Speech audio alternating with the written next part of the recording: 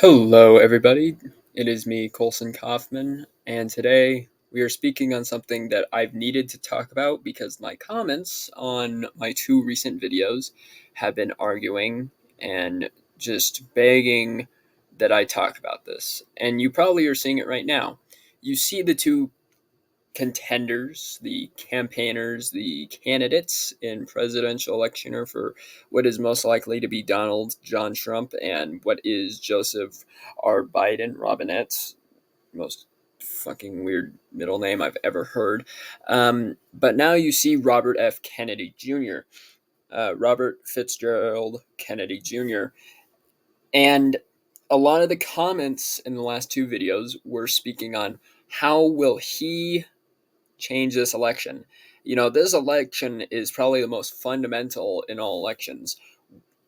The third party has never been cared more about than right now. The vice presidency for Donald Trump or any vice president, has never cared more than it has right now.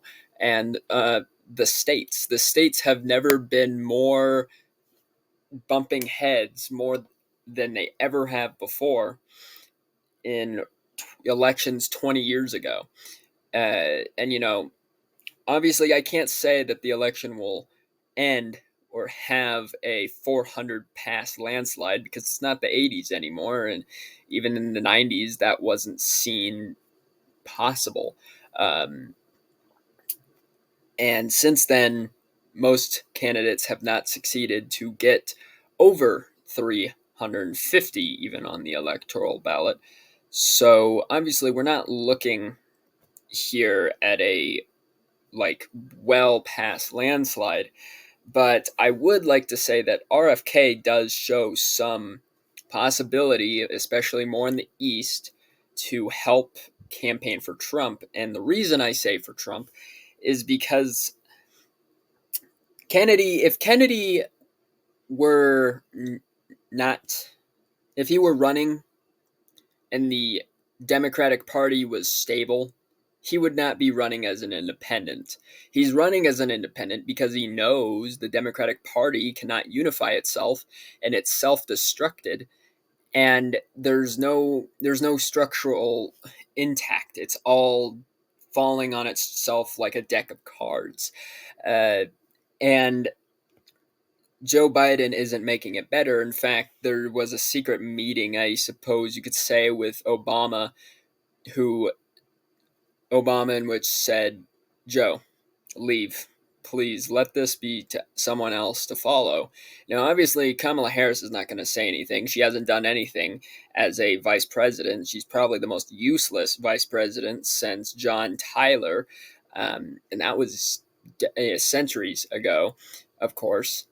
And the only other contender who leads big favor in the Democratic Party right now is Dean Phillips, but Dean Phillips will still never have the same amount of impact to win a Democratic election like any of the Republicans besides Nikki Haley, Donald Trump favorably by much. And RFK Jr., knowing the Democratic Party is a complete failure and is not in succession, he is partaking in his own party, which in partake will fundamentally help the Republican Party. I was just watching a video here on Trump team reached out to RFK Jr. for vice presidency pick. He said, "I would not take that." Now he did not say it viciously. He said that he was flattered but would not take opportunity to do it because, of course, there's a lot of controversy around that. He has a big followership. He is leading in polls as a third-party candidate, 18%, which compared to Cornel West, Steen, and many others, they're not even in double digits. RFK is shooting a big campaign in the independent party similar to Ross Perot back in the 1990s, and it is shocking. But I'd obviously like to say that RFK is not going to, he's by far not going to get any electoral votes. He is going to delegate, he's going to decide, he's going to put an effort into which of the two main candidates here of the Republican and Democratic Party are able to win more popular vote votes and who are able to win more electoral votes. And in this case, RFK Jr. Is helping Donald Trump. And you have to understand that even from a historical viewpoint, in which the Kennedys have always supported less government similarly to Republicans today. That's what a Republican is. A conservative is a person who knows and believes that less government and less torturing the people of their privacy and ultimately not having to do anything at all with that is good. The Democrats like to enforce government to watch you. They want to enforce government to tax you as hard as they can so they can make more money and the poor people can get more poor. And the Kennedys, historically, from Robert F. Kennedy when he ran in the 1968 election, and in 1960 election with John F. Kennedy, they all knew how to unify the Republican and Democratic Party even at that time because they agreed less government, stop watching the people as hard as we do, let the rich get poorer, let the poor get richer.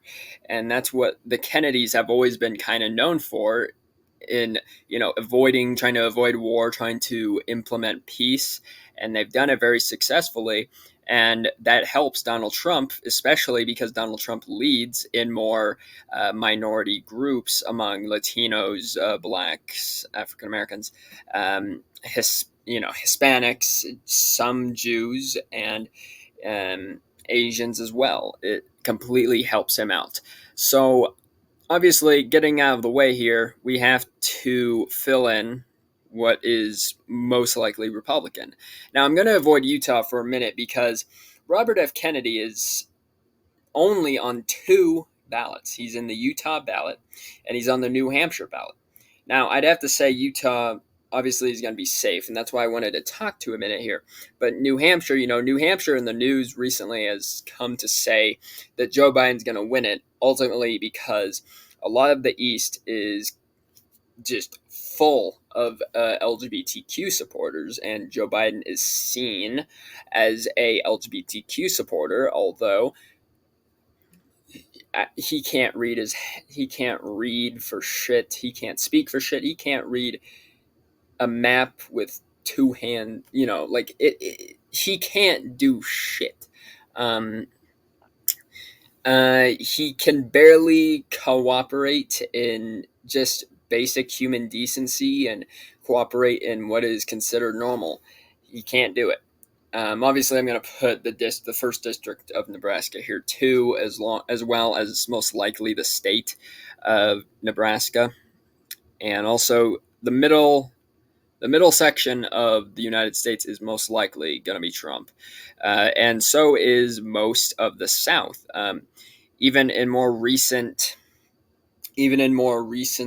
elections, the South has considered the fact that the Democrats are completely haywire, gone nuts, stupid.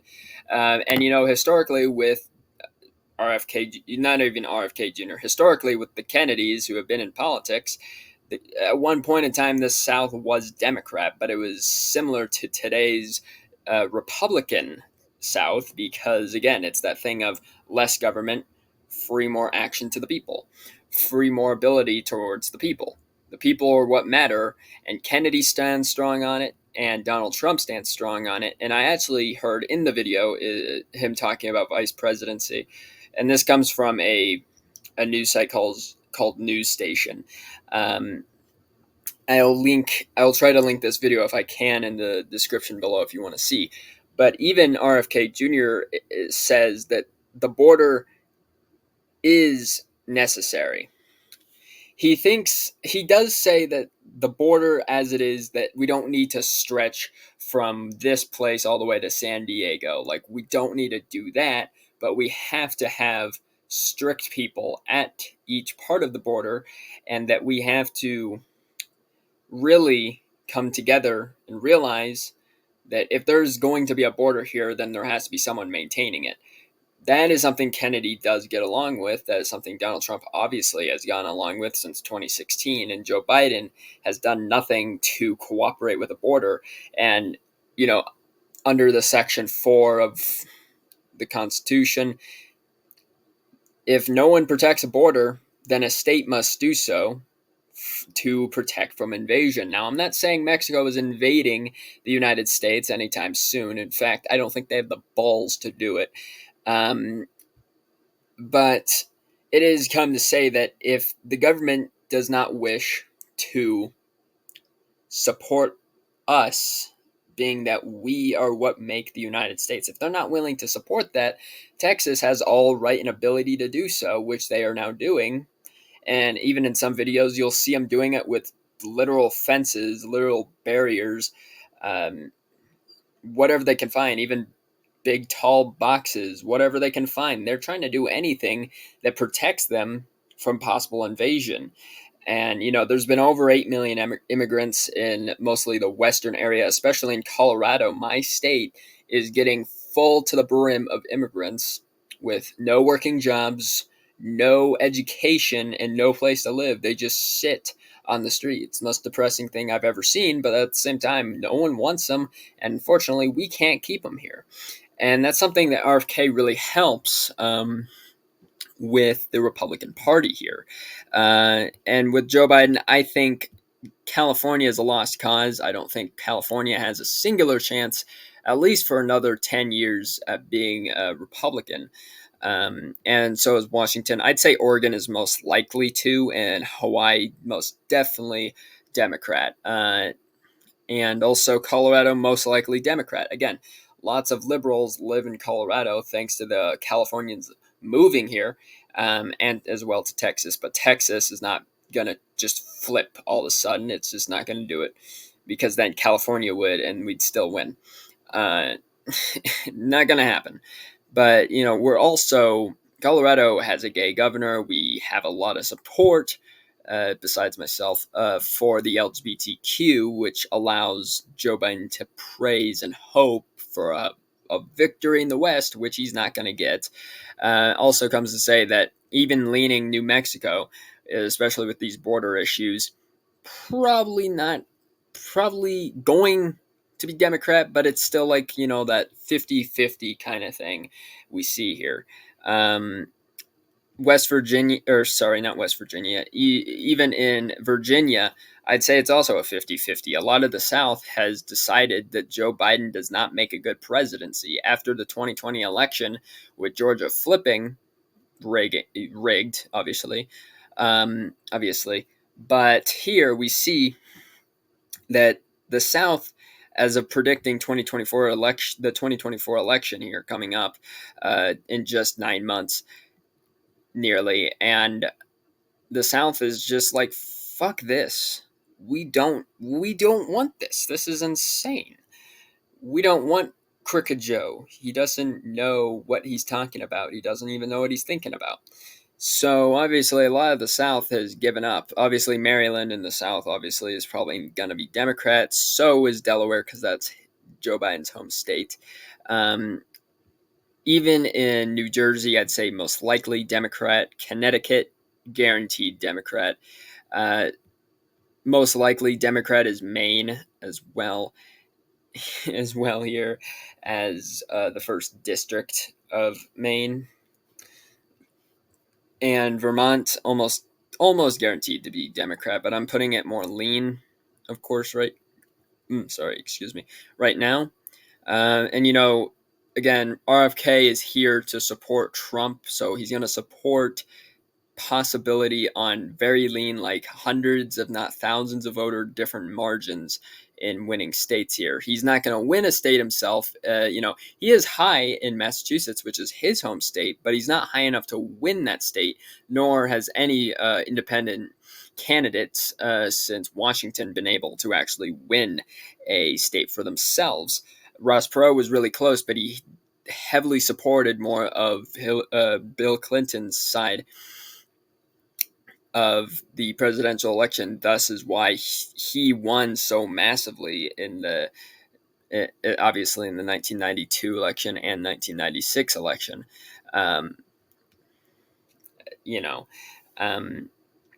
But back to Trump here, I'd say most likely North Carolina is guaranteed a Republican vote. I'd say even Georgia is guaranteed more of a Republican vote here. the South is Republican. The South is going to be in this Republican format for, I think, a long time here. All we need is Virginia and, Maryland. So what? 10 points, not a big deal. If we could get Virginia, it's going to ultimately change the South for the better good, I believe. And with that, Florida also, most likely Republican, with, of course, Ron DeSantis dropping out and endorsing Donald Trump, helps a lot. Texas, a lot of Texans have supported Republicans in the last 20 years, and Donald Trump just stays a key figure in the Republican Party. The Republican Party right now, without Trump, is not a Republican Party. It is a failed, non-unifying party, similarly to the Democratic Party. I'd say also Indiana, most likely Republican, along with Ohio, also most likely Republican, and Alaska, most likely Republican here. Also, that first or second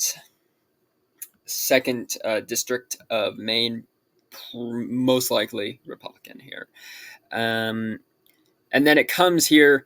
I'd say Nevada is going to be most likely Republican, and show of the support Trump's been getting in the blue wall states is what is now the red wall states here, which is Wisconsin, Michigan, and Pennsylvania. Obviously, the blue wall can't sustain. In the Senate, it can, but in the general election and through the Congress, it can't. It can't sustain itself.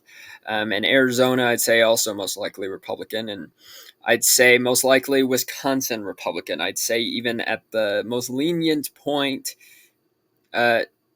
if I can get it here to load, lenient points, by a couple hundred points, a couple hundred voters, Pennsylvania, Republican. I'd say Michigan, 50-50, but still Republican. That's a 312 election. He's already passed here. He's already succeeded. And then we go into Joe, who, because of RFK, I'd say is most likely to win Michigan, but because of RFK's support there, it is, kind of a 75% thing rather than a 100% chance of. And I'd say even Rhode Island, most likely Democrat here. DC, ultimately Democratic. And, I was going to speak on this. I really don't talk about the other independent campaigners, and that's because they do help Joe Biden, but ultimately, by helping Joe Biden, you make yourself sound more crazy, like Cornel West. I mean, Cornel West, he looks like Bob Marley on black tar heroin, okay? Like, the guy looks insane. So when I talk about people like Cornel West and Steen I don't know too much about to really research or care, but all that matters here is RFK. He's the only fundamental, he's the only worthy of changing this election for a good or bad, mostly good, I'd say, change in this election. And I just got to say, RFK is shaping a place in this election where we could see something similar to the 1992 election, where there was 3 people running, and 1996, 3 people running. It was Ross Perot.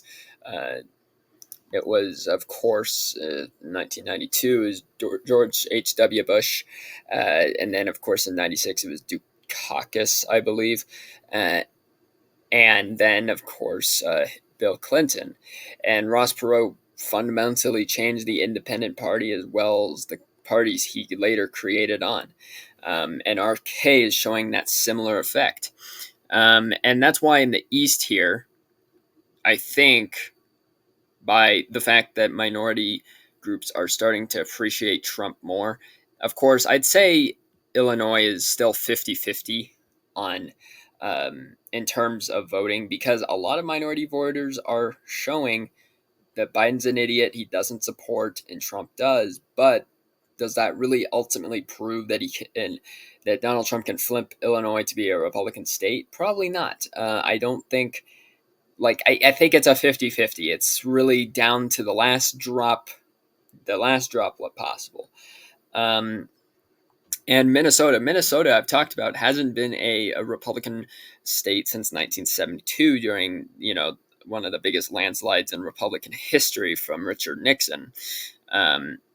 which I believe was 520, which is huge, up until Ronald Reagan in 1984 at 525. And Donald Trump hasn't won Minnesota in the past, either has any other people, not even Reagan.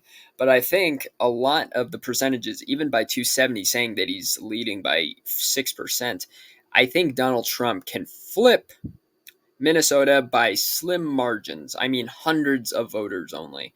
And that would be pretty big. And also, I forgot, we're going to, oh, not that one. No, that one. We got to come back. The second district here of Nebraska, I'd say most likely Democrat.